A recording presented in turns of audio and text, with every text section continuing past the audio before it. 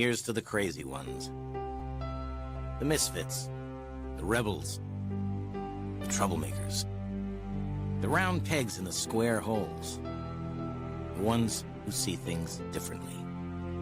They're not fond of rules, and they have no respect for the status quo. You can quote them, disagree with them, glorify or vilify them. About the only thing you can't do is ignore them. Because they change things. They push the human race forward. And while some may see them as the crazy ones, we see genius. Because the people who are crazy enough to think they can change the world are the ones who do.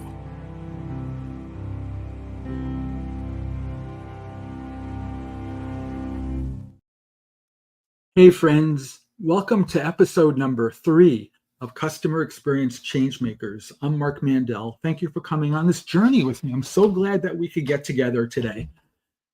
We're going to have a heck of an hour together today, and we're going to have an action-packed one. So I really want to get this show kicked off by just first welcoming you and making sure that you know how thrilled I am to share this hour together with my friends in the world of customer experience. Thank you for being here. You know, this show called Changemakers is a very personal show for me, and I want to talk about why I think it's personal. And then I want to relate it back to my guest as well, who's going to be joining me in just a few minutes here. I think this is a very personal show. This is a whole personal series because, I spent my career not just in these customer experience roles and customer experience companies, but I've really gravitated to companies that I think of as challenger companies, companies who are not necessarily the biggest, not necessarily the most well-known, but the company that wasn't afraid to stand for something and to believe in what it stood for and to let the world know that maybe what it thought was normal might not be so great. And so when I think of like that Apple ad that I chose to show you a moment ago, where it says, the people who are crazy enough to think they could change the world are the ones who do, I get goosebumps when I think about that because that's so aspirational for me. I get so inspired to think that people out there with just the power of one could get out there and change things and have such an impact on people. And when I talk about change, you and I both know how hard change is. And to bring change about in industries or in people's thinking or in popular culture, that's a challenging thing for a lot of us. And I built this show, Changemakers, around specifically giving a spotlight, a showcase, if you will, to people who are those people, the people in the customer experience industry who are out there paving their own way forward, who are out there saying, there could have been a way easier way, but I didn't want that way. I wanted to stand for something and believe in something and do it well and really knock it out of the park. And that's what this show is about. And that's why it's so personal to me. Well, I think, I've always been gravitated to or attracted to people at companies who think like that. And I spent my career working for those types of companies. In my career, would it have been easier to go out and get, a generic job at a large company like a Medallia or a Qualtrics or even an Ipsos or a Kantar? Sure, but I didn't. Instead, I said, let's go find the guys that are out there making the next generation ready. And I really went to those companies and I really had so much fun at those places. I couldn't resist them. And that's what this show is for. And that's what this show is about. It's about people who are out there to make change, not to go with the popular vote. It's the less popular vote, the vote that people don't necessarily know, but when they discover it, they're like, of course, that makes perfect sense. And that's what I'm here to talk to you about. We got, again, an action-packed show, and we're going to get into it as we start to roll. But first, I have just a few kind of housekeeping things. And this first housekeeping thing is some way for me to show you, as my friends who are here listening into this show, my thanks. And I've done this a couple of times in the past. I love these books. I must have read, I don't know, 400 books in my life about customer experience work, either directly, like how to do good customer experience work, or by inference, where people who are just known for good customer experiences talk about what they do and why. And that latter example is a gentleman named Jesse Cole in this case. Jesse Cole's written a couple of books. And if you may not know Jesse or his name even, but if you've been following much in the kind of the sports culture world over the last couple of years, Jesse owns something called the Savannah Bananas. And if you've been following anything about the Savannah Bananas, they're on a tear. They've gone from being this little obscure, off the circuit, fake Harlem Globetrotters of baseball team to selling out 90,000 seat arenas every place they go, every city they visit. And Jesse owns the Savannah Bananas, and he talks a lot about his belief in the fan experience and what makes or breaks a great fan experience. And I wanted to encourage you, if you want copies of his books, do me a favor, just send me a message here on this in the comment screen, or if we're on LinkedIn or YouTube, and just use the comments, say, I want a copy of Jesse's books, and I'll get them in the mail to you as my gift. I think they're really pretty remarkable, and there's two different ones, and I'll send you both, again, as my gift. Well worth checkout. By the way, just as an aside, if I'm going to send you them, if you would prefer to have them as Kindle books, I could also make arrangements to get you the Amazon Kindle books of those too, if that's better or easier format for you to take a look at. You know, let's talk about what's coming next. We'll do a little bit more housekeeping here. I do a couple of different shows. This Changemakers show is one of my favorites, but another show that I also love is called CX Tales from the Trenches. And we're going to be starting season number 2 of that show in about 2 weeks. And we're going to have some new guests coming along that are some cases vendor side guys, in some cases client side guys, but I like bringing them both on at the same time and have a conversation amongst the three of us. And so more of that to come. We're going to have some guys from companies like Cotera and Opinator and They Do, and a handful of others come join me in coming weeks and months, and we'll have some announcements about that. A little bit of a personal announcement to also share. You know, not to get extreme about it, but you know, there's that saying which I remember sort of in a pejorative way from my high school days. You may have heard it too, where people said, those who can do, teach. Those who can't do, teach gym. I'm not much of a gym guy, nor a gym teacher, but I can tell you what I want to relate that to. I've spent most of my professional life helping other companies to build, to launch, to build, to run, and to grow successful, mostly software ventures. And if you don't know this about me, in the last 3 or 4 months, I've gotten a team of guys together on my own, and we're building our own software business. I call it Auction Wire. And we'll talk more about Auction Wire in coming weeks. But what it really is, it's a new way to buy sports cards and sports collectibles from auctions using AI. And I'm pretty excited about it. I'm pretty proud of Auction Wire. So more on the Auction Wire front to come.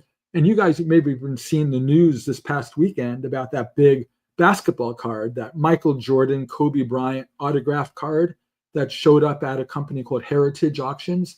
Sold for $13 million over the weekend. It's an unheard of, unfathomable number for one basketball card in that case. So I want to talk to you about Auction Wire. It's coming, and it's something that I'm immensely proud to talk more about soon enough. Let's change gears here and talk now about what we're really here to cover. We're going to be here. I'm going to bring my guest, Adam Dorrell, on in just a moment. Adam is the founding CEO of a company called CustomerGauge. And I don't know if you know CustomerGauge at all, but if you don't, you will in this next hour. But before I bring Adam on, I want to tell you a little bit of a story. And if you've not heard it, I don't know if it's going to make you laugh or it's going to make you kind of go, oh my God, but it's worth sharing here. And because it's not a great story, I'm not going to tell you the company who said it or the person at the company who shared it with me. But understand that we're here to talk today specifically about B2B, business to business customer experience work. And in the context of business to business CX work, I want to tell you a story about a gentleman. He was a very senior level leader at a B2B technology and services company, a global technology and services company. In fact, he was the chief operating officer of that company. And his name was John.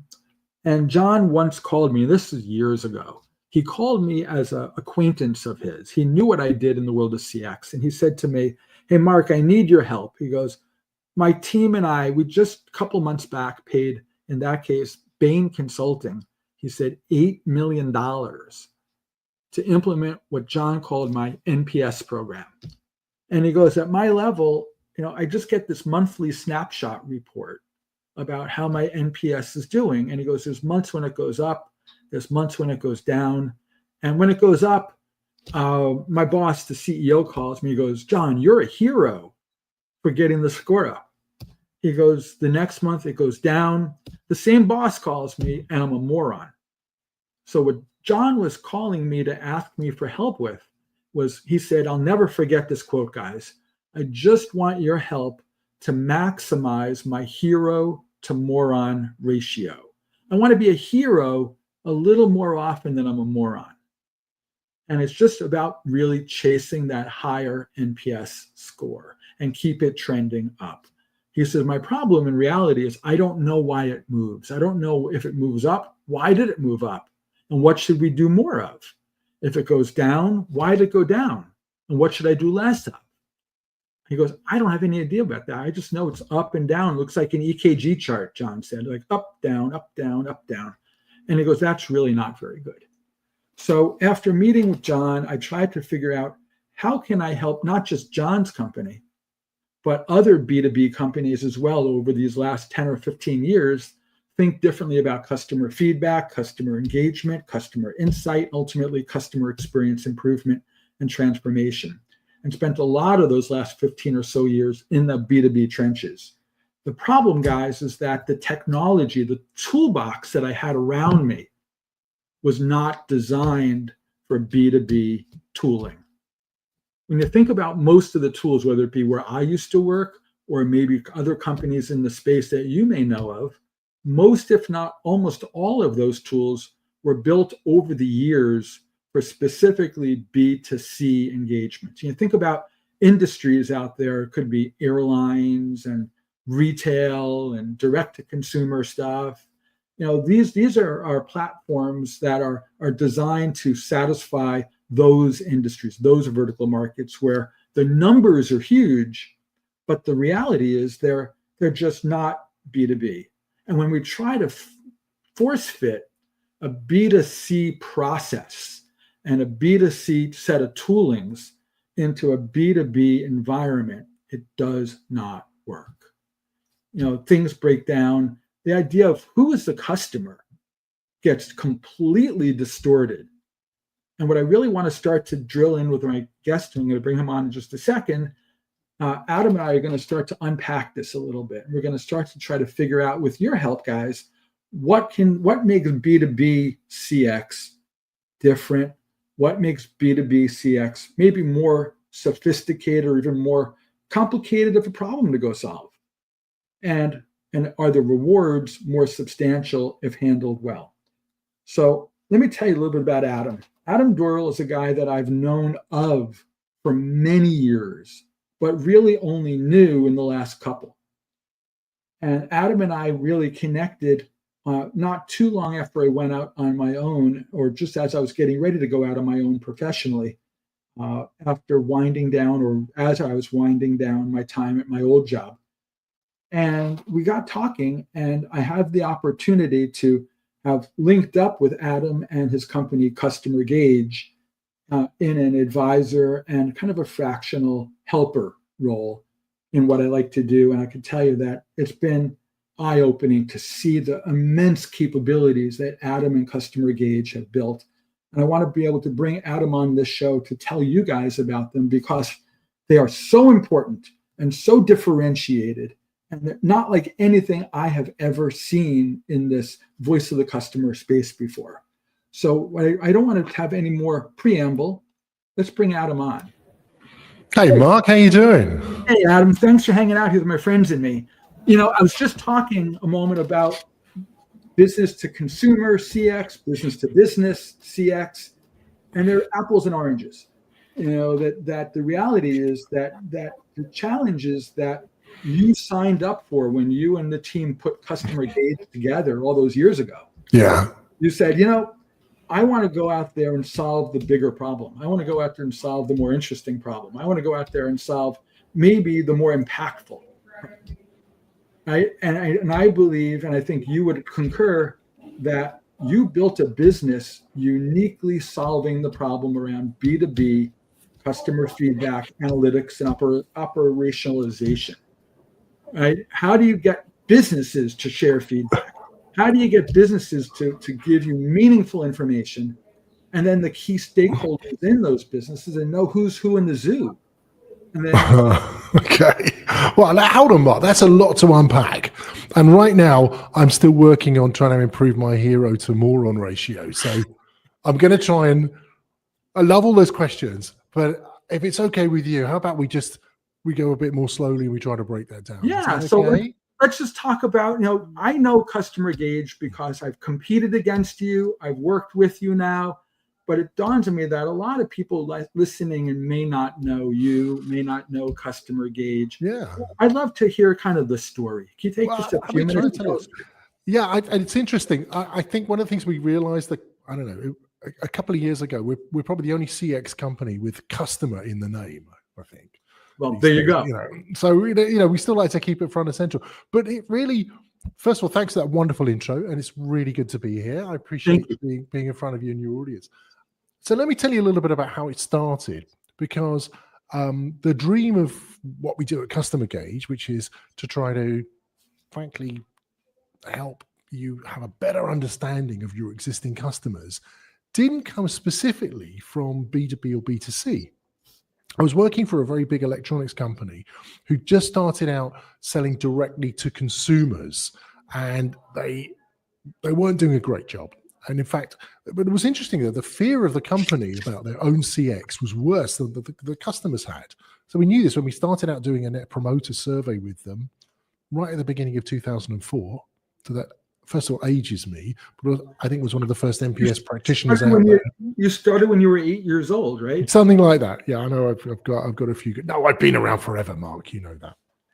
So we start, and so the confidence of the company was less than what the company, the customers were saying, but it was clear that there were some things that needed to be fixed. And one of the things that popped out then was a couple of things I found true throughout my career, is that most marketing people aren't very good at segmenting customer bases.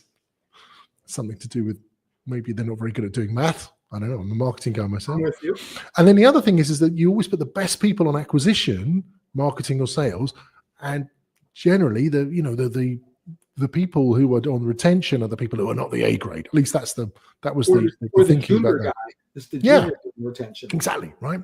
So anyway, so a lot of lessons from this, and but I was challenged one day by the head of my division, who said, "Hey, this is great. All these customer comments coming in. So you are going back to them and answering everything." I'm like, whoa. Hold on, there's no way I can do that. I've just got 1,000 pieces of information in, and that was just from last month. How the hell am I going to do that? But that was the spark of what became CustomerGauge a few years later on my kitchen table when, we started to put this together and coding it ourselves. And when we started, we would go after any customers, B2C, B2B. We didn't really have the concept of a distinction. But we had this strong drive together, Camilla Shelton and myself, who founded the company, of you have to do follow-up. You have to close the loop with customers. Yep. And the culture in B2C companies about closing the loop is just not there. And there's a good reason for that. There's just not enough money usually on an individual customer to make it worth the while for any follow-ups. It's like a return on effort problem. Right. So guess where there is an interest in following up on customer feedback? That's in B2B. And so we made that pivot really quickly and started to build out CustomerGauge to have things like an account field that you can bring these things together. Ways of tying in your the people in the company to various levels in the organization. Are they at the C-suite? Are they middle managers, or are they operational folks? Bringing in things like account revenue, and just making it a system that was really suited for B2B and to help measure that. And I think to this day, nobody is really following us on this. I think we're out in front to do this stuff, which I'm really proud of. It also might say something that there's less of appetite in B2B for customer experience, but we know the companies, and if I can give you some experience, some examples I'd love to go into of people who are doing it really well. There was a phrase that strikes a chord with me. You didn't use it, but I've used it in my past. I want to test it with you. Go on. When I think about one of the differences between B2C and B2B, people may have gravitated to B2C because they think, well, the numbers are bigger, right? No, there's more customers, potentially more feedback. But in the B2B world, the phrase I want to test with you is what we used to call LVHV feedback, which was low volume, high value. Oh, yeah. Right. So you're not Starbucks, you're not McDonald's, you're not cranking out 1 million surveys a week. That's just not necessarily true. But every one of those customers is important. Right. And these are larger accounts that might represent thousands or maybe millions of dollars to a company. Yeah. Right. And you want to treat those accounts like they're gold. You don't want to. It's not a numbers game. It's not about we win some, we lose some. Right? You want to keep the ones you got and grow.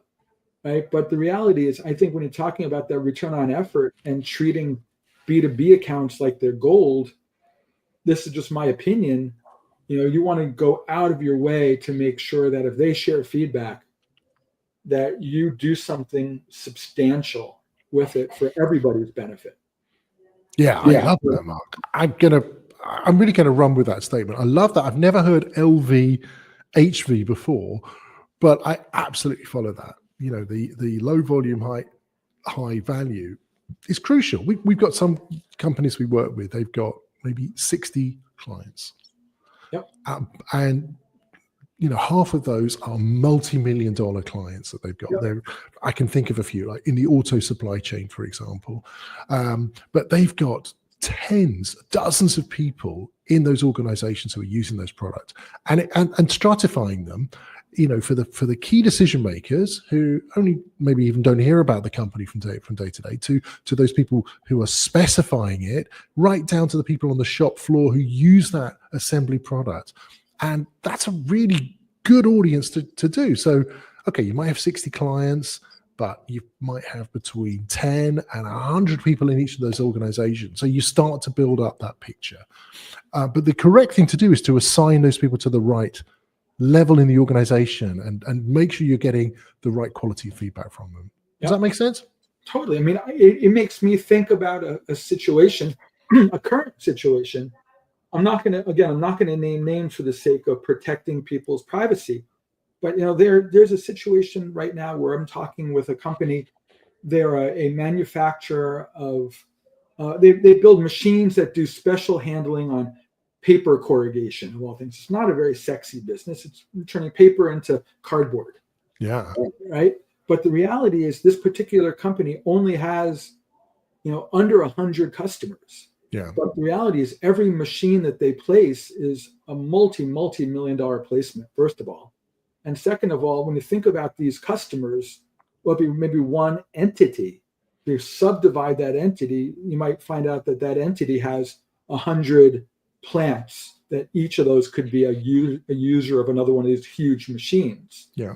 And before you build out this hierarchy of an org structure, right, where you start to see the corporation is just the top of that food chain. And then you start to decompose that and start to go, well, how many stakeholders are at the corporate level? And how many stakeholders are at the subdivision level? And how many stakeholders are in the operational level? And you get this complex spider web of people.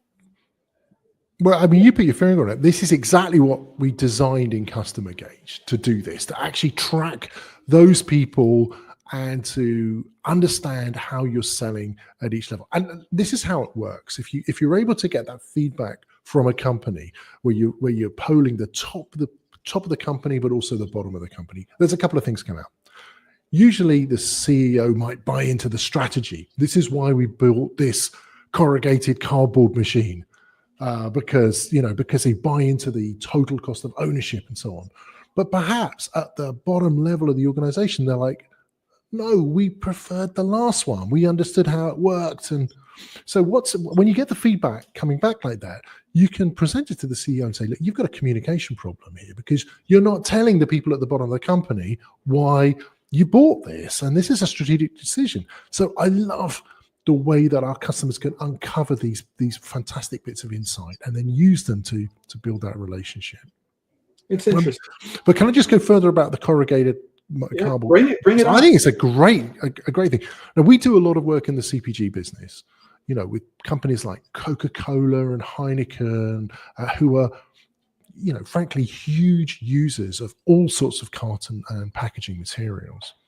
And so your example, who I don't know, by the way, but I imagine that they've got some companies like that. They're making packaging materials that are going into the supply chain, and it's going down several layers of that supply chain. It's going to a manufacturer who's packing the materials in. It's going to the, let's say Coca-Cola, which, by the way, seems like a consumer company. It's not. It's one of the world's biggest B2B companies with millions of B2B outlets that resell. And then there's the distributor, then there's the retailer or the bar, finally the consumer. And what I'm really interested in at the moment is trying to track that entire supply chain of customer experience. So to try to understand if there's too much glue on the packaging material so that the poor guy in the shop who's got to rack the shelves doesn't, it's not peeling it off his hands. Getting that information back to the head of the supply chain, I think is really interesting. I don't see anybody doing that. And then that's really becoming my life work to try to help that whole supply chain with customer experience. Interesting. I'm going to rile you up a little bit. Oh, hold on. You're not going to talk about baseball cards, are you? No, probably not anymore. You talked about that earlier. I want to talk about the competition. Okay. Right. One of the things that I've discovered, in my time on my own career-wise over the last months and a little over a year, is that there's a misunderstanding in the CX technology buyer. They really think that, the voice of the customer, we'll call it industry, is a two-horse race between two companies, Medallia and Qualtrics. And the reality is there's such a richer consideration set out there. But the reality, they don't know. They go, is it Qualtrics? Is it Medallia? And companies, they just trade customers between the two of them. Right? But the reality is the innovation doesn't happen. Innovation happens outside of those two, in my opinion and in my experience. And the reality is, what I want to help with our listeners here, we're here to be really direct and really not play games and not pull punches. We really want to just give the straight story.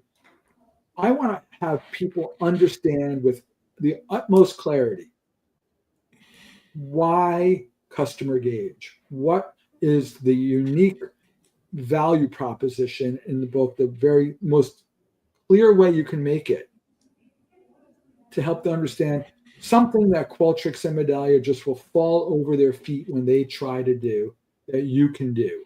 Because I believe that there's so much there, but people need to hear it. They need to understand it before they can even consider it. And I want them to hear it straight from the source. Thanks for saying that, Mark. I mean, of course, there are other companies out there, as they say. You always have a choice. But I can tell you how we handle B2B data in CustomerGauge cannot be touched by Medallia or Qualtrics. They're just not built for it. And I mean that with the greatest respect. These are fine companies. I agree. Who are really good at, I think, I don't need to go into the details of what they do, but for example, the way that Qualtrics allows you to research stuff to the nth degree is phenomenal. That's not really our bag. Right. But that focus that Qualtrics has on the survey as the most important unit of work misses the point that if you're in B2B, you have long-term relationships with accounts. So you want to track what happens to those data points as they go on. Multiple people, as we said in there. You want to be able to put revenue on there and understand what's happening. How can you foreground what that company has been saying about you in the last several years if you're going to go and visit them for a quarterly business review? And those companies fail at that. Probably not even designed for that, but this is the area that we excel in, Mark, and I'm really proud to say that. I mean, I could imagine that for me, I remember there was two really significant challenges that I was faced with in my past. One, in terms of my own toolboxes that I had access to at the time. I think about one of them was, three of the challenges. One of them was the idea of a respondent versus an account. Oh, yeah. Yeah. Right. Because you use any of the more, typical tools, the central unit of response is the respondent, the guy who took the survey. And there's no associative element of saying that guy or that woman is part of this organization, which in turn is part of this organization in these types of roles and capacities.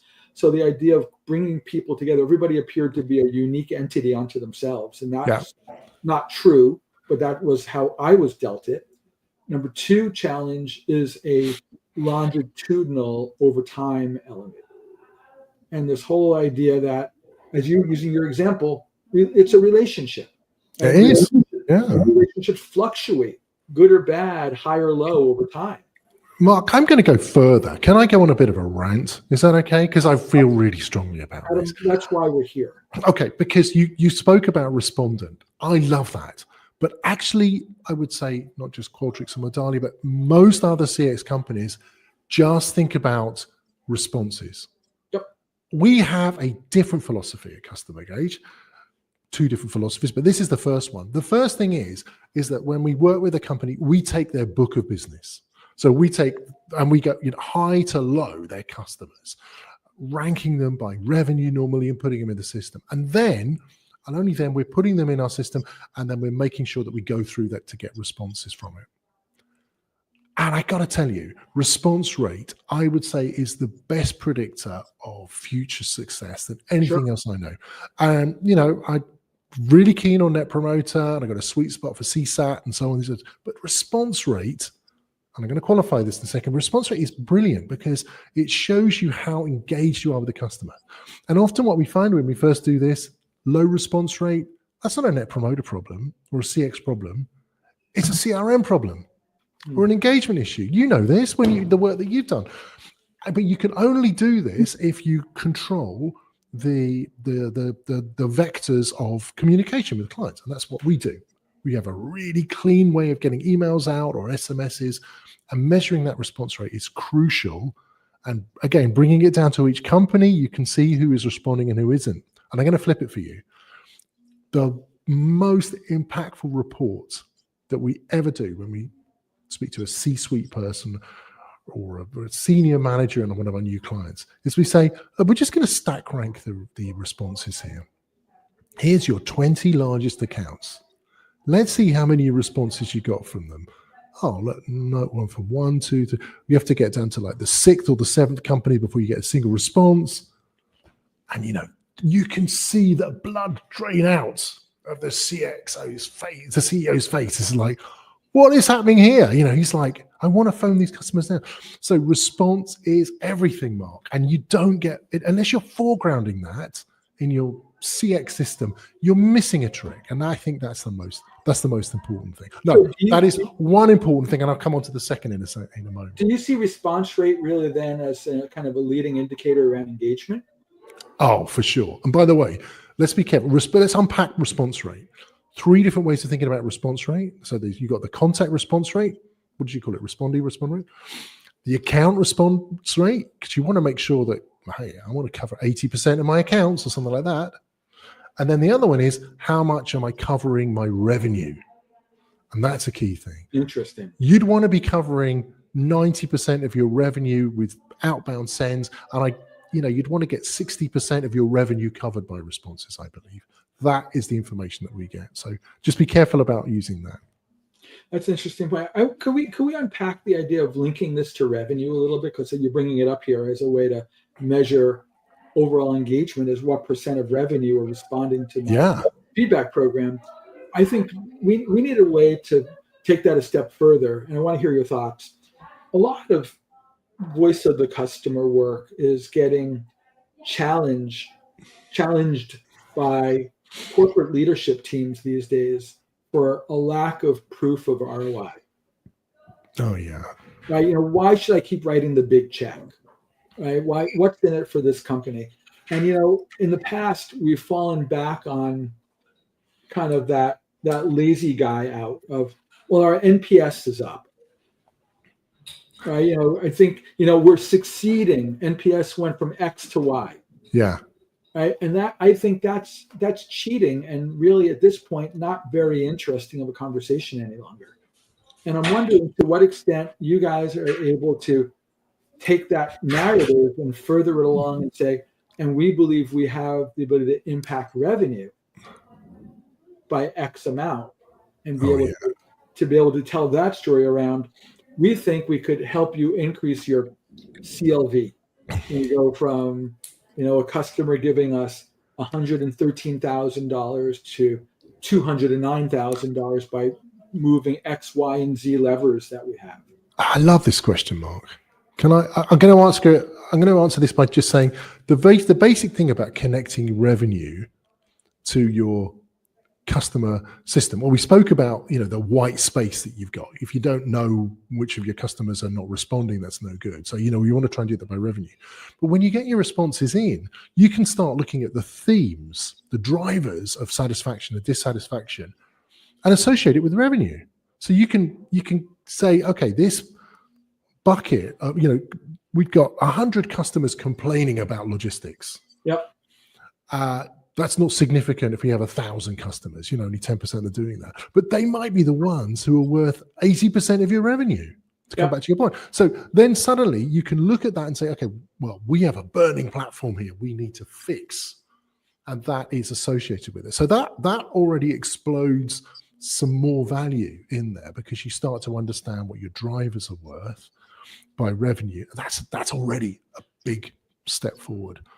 But then let's think about the benefits to any CX program. And I put it to you, there's 3 areas I would put it in. The first area, which most people start with, is what you might call complaint avoidance, fixing churn. So, you look at the negative stuff, you reach out, you try to rescue those customers. That's one bucket.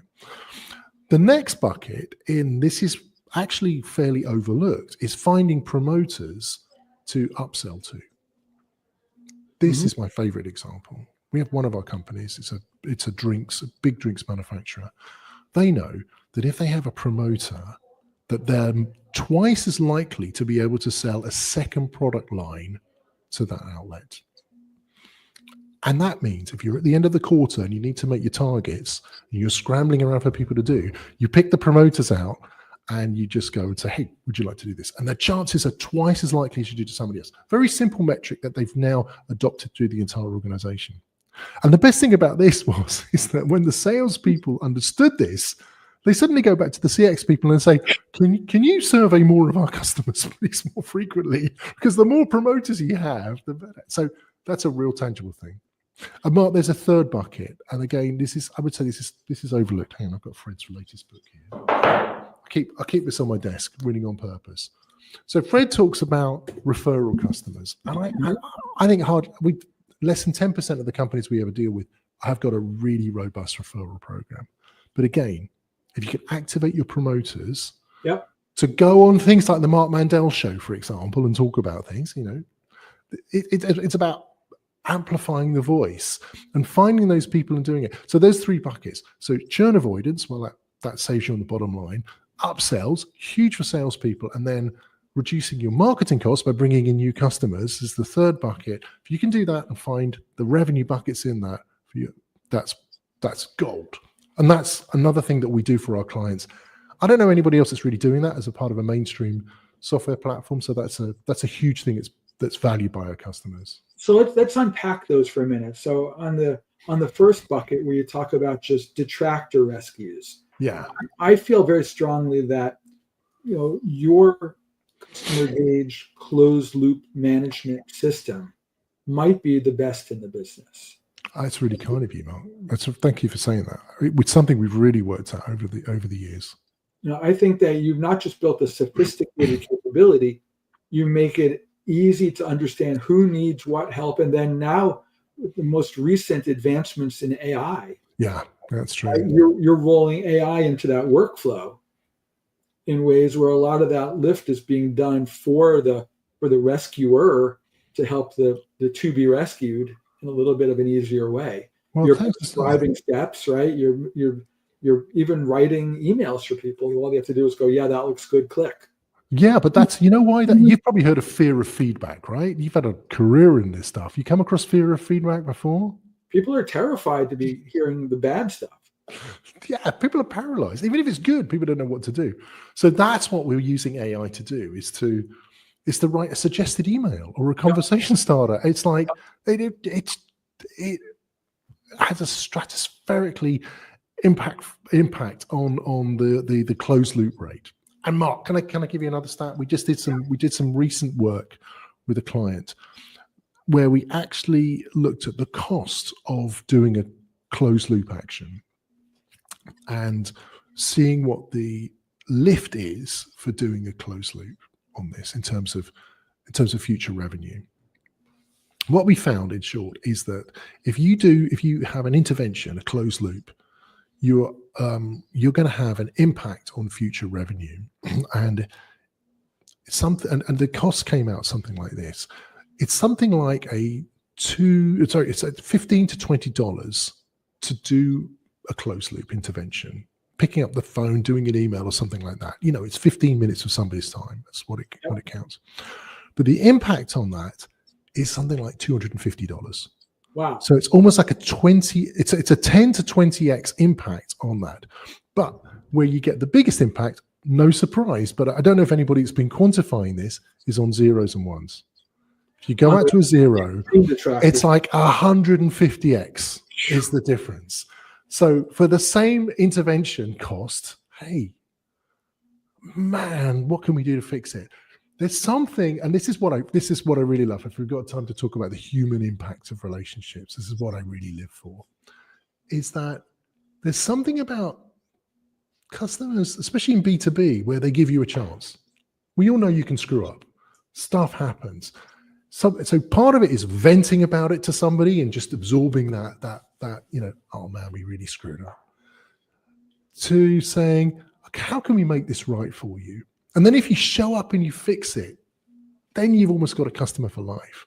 The stats prove this. So if anybody takes anything away from this, is that closing the loop and closing it fast within 48 hours has a disproportionate effect. Something like 10 to 20x revenue on that. I remember a story. This goes back a lifetime ago. I was with a consulting outfit at the time. And one of our clients was a large credit card issuer. And they were rolling out a high net worth credit card product.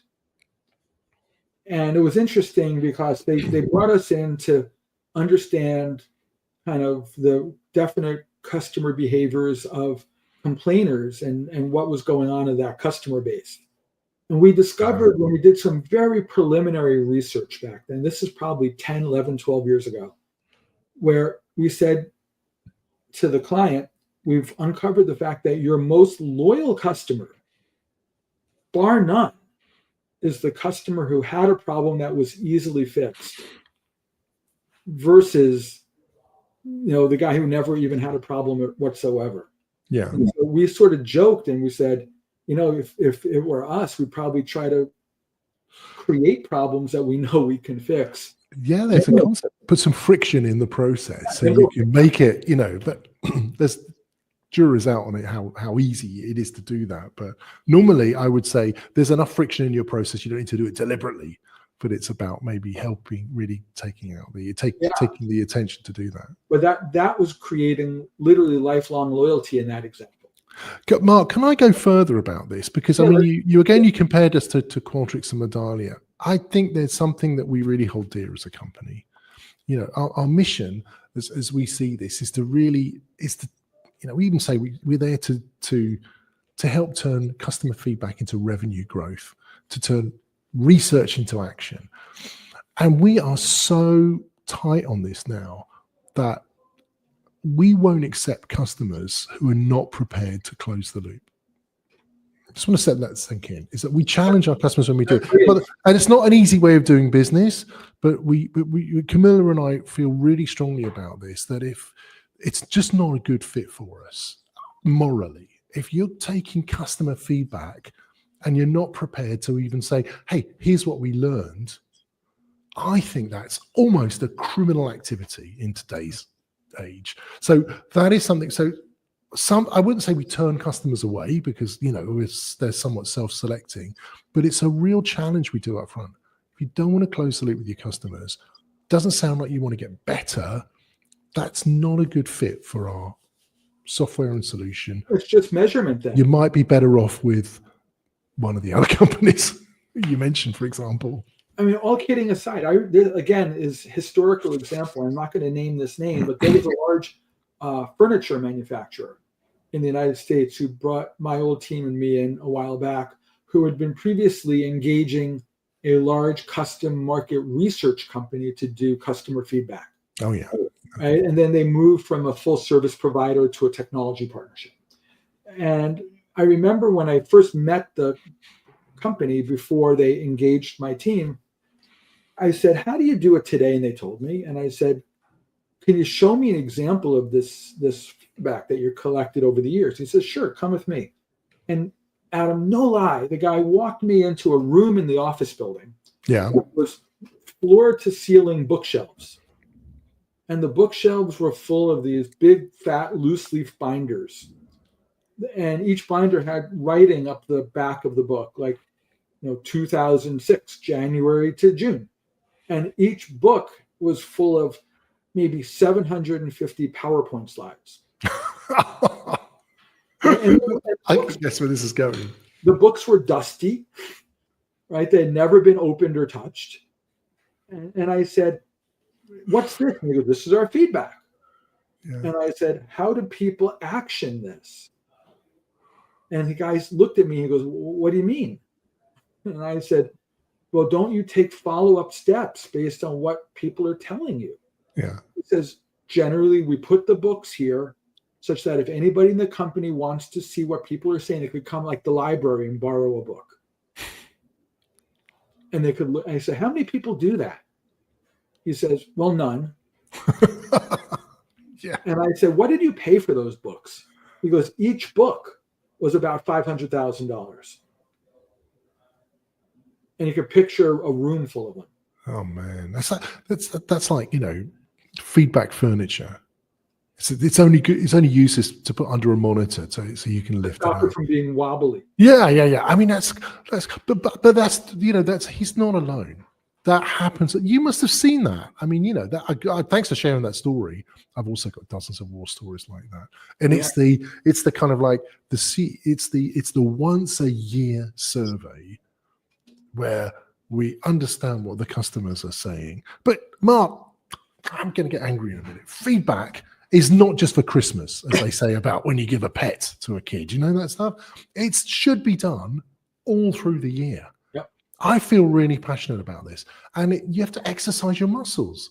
So, I try not to go to the gym just once a year. I try to go a few times a week. And the only reason is that, you need to keep that muscle going. Otherwise, it's hell on earth to do it.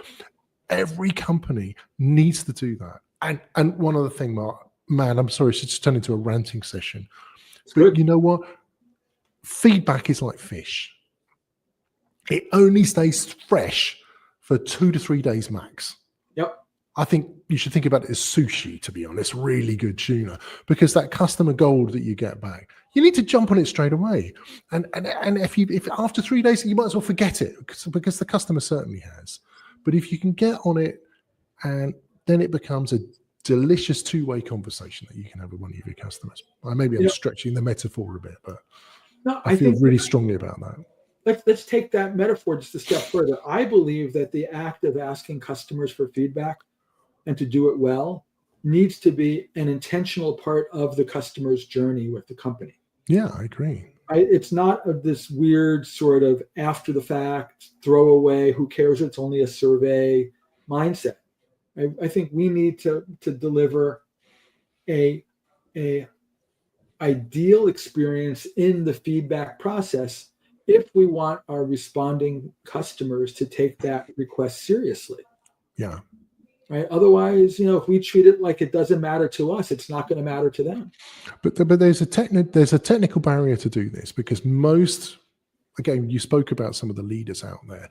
These are often administered by the high priests of insight, ivory tower, by the way that mainframe computers used to be.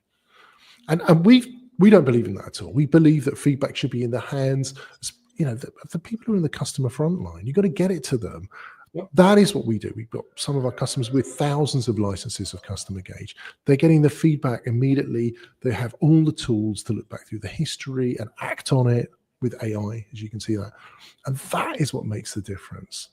You have to somewhat trust your frontline people to have those grown-up B2B conversations with customers and be prepared to be vulnerable about poor performance. Yeah. Yep. We screwed up on that. That vulnerability builds trust and transparency. And Marc, you must know this from your career. Trust and transparency in a business relationship normally leads to better business outcomes, right?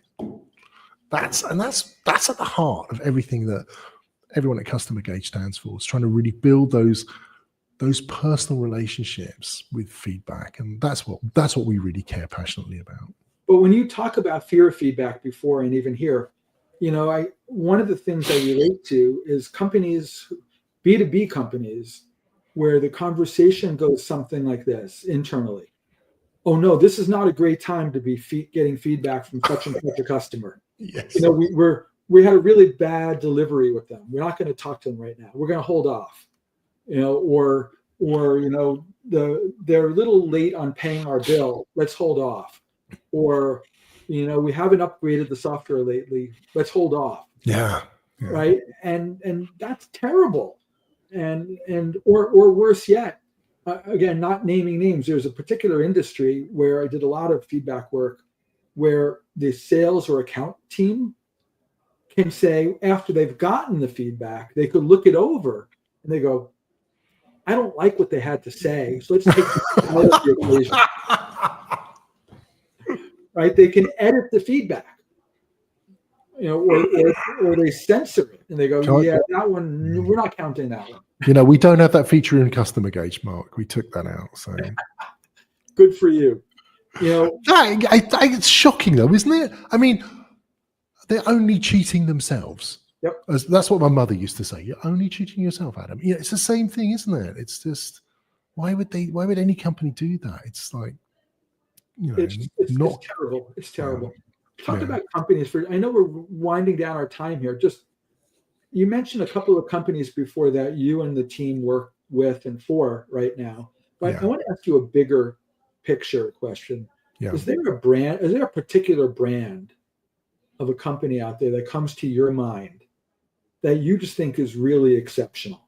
That if you could say, boy, it would be a dream job to do a project for such and such a company. Is there a company that you just think they're just crushing it out there? And if you could help them crush it even a little better, a little further, who's that company that just delights you? That's a really good question. Thank you for asking that. I think there are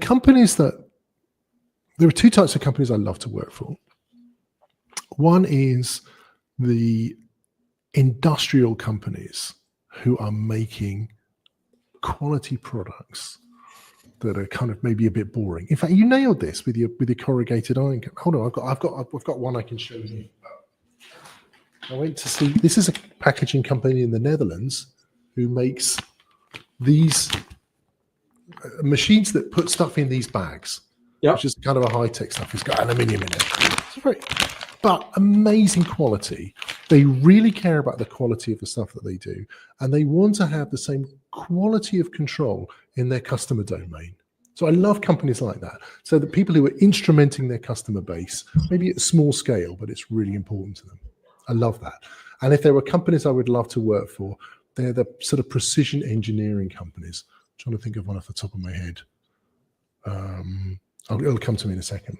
But the other companies I really love, and we do this at scale, are what they call the CPG companies. So the Cokes, the Heinekens. We've got many of the brands that are out there. We've done projects for Mars, for example, and Diageo. And so I would say I would love to help instrument that whole supply chain. So if Pepsi were to come to us, or Nestle tomorrow, and say, hey, Adam, we'd love to work for you, that would be a great fit, because I know that we can help these companies really go all the way to improving their customer experience. And Mark, these companies make up such a big part of our GDP. So many people work in that supply chain that as they start to lift this, I believe it can actually make a material difference to mankind, if I can use that word, you know? Sure. Something like 5% of the world's population work in the CPG supply chain, whether it's from picking hops for beer, farming stuff, making cardboard rolls, filling up bags like this in the supply chain, to stacking shelves, to serving beer, and anything that can be done to lift the customer experience along that supply chain. I think that would be a good impact that we could do. I hope that answered your question. I think it did. Thank you for sharing that. You know, I would love to sit here and talk with you for another 18 hours before we have to go on to our actual jobs, but we're not going to get that opportunity right now. I'm looking at the clock, realizing we're right up against the top of the hour, and I want to be mindful of people who are kind enough to be listening in to give them back their time. So Adam, just help me understand this. If people listening in now at the live session or in any of the follow-ups on this want to reach out to you, how do they find you? Is it just LinkedIn? Is there a better way to get a hold of you? What's the best way for people to reach out to you? Well, CustomerGauge.com, it'll get to me eventually, but I would say LinkedIn is really good. And Mark, if I could just give a plug to my new digital twin. So if you like the sort of stuff I talk about, a lot of it is available as a kind of digital twin, which is on the Delphi AI platform, by the way. You can see that link in my LinkedIn thing, or Mark, you can post it. So you can ask my digital twin questions and probably get a better answer than you would from me. That's very cool. So CustomerGauge.com? Yeah, CustomerGauge.com is where you need to go. Don't forget, it's the only company with customer in the title. I think that's a really important thing. You know, say this on the way out. There's so many companies out there that claim to have an expertise in thinking about customers differently, but most struggle to actually deliver. And the reality is, I've seen you and your team over the years really just be so differentiated and so thoughtful in what you do and how you do it. You know, there's a rhyme to every bit of reason in what you're doing. And it makes perfect sense. And I hope my listeners, and more to the point, friends out there, take the time to go look at CustomerGauge, visit the website, see if you could ask nicely. Maybe CustomerGauge will let you see part of their content academy. They have the CX Academy on the internet of great materials out there. I think there's some really amazing learning opportunities that you put out there for people. And if you ever want to talk to people who just get it, who just know the B2B realm like nobody else, my friend, CustomerGauge is the place. Let me make that clear. CustomerGauge is the place to go. Adam, you're a gift. You're just an absolute, amazing leader, amazing, thoughtful guy, and just, a man that I truly admire and respect and truly like. But the admiration comes from your courage of going out there and saying, there were easier ways and I chose this. Yeah, I think it's paid off because we are the expert in the field, but it also makes us feel like a leader. So thanks for that. It was the path less chosen. and I'm grateful for the opportunity to let my friends hear your story today. So thank you for hanging out here, man. It was good to spend the hour together. And my friends, check out CustomerGauge. It's good stuff. If you want introductions directly to Adam or his team, I could make those introductions for you guys as well. And let's just keep the conversation going offline now that we're winding down here. My friends, we're gonna bring this show to a close. We have some new content coming up over the next couple of weeks. Some announcements about that next week. And just keep doing, guys, what you're doing. And Adam, thank you for doing what you do and for sharing the hour with my friends and me. It's good to hang out here with you. No problem, Mark. Thanks for the tough questions. That was, you said you would ask them, but that's it. I hope they weren't too much brain twisters for you. No, hey, and best of luck with auction wire. It sounds like an interesting thing with your cards. Thank you, guys. All thanks. right. We'll see you guys real soon now. Take care. Bye.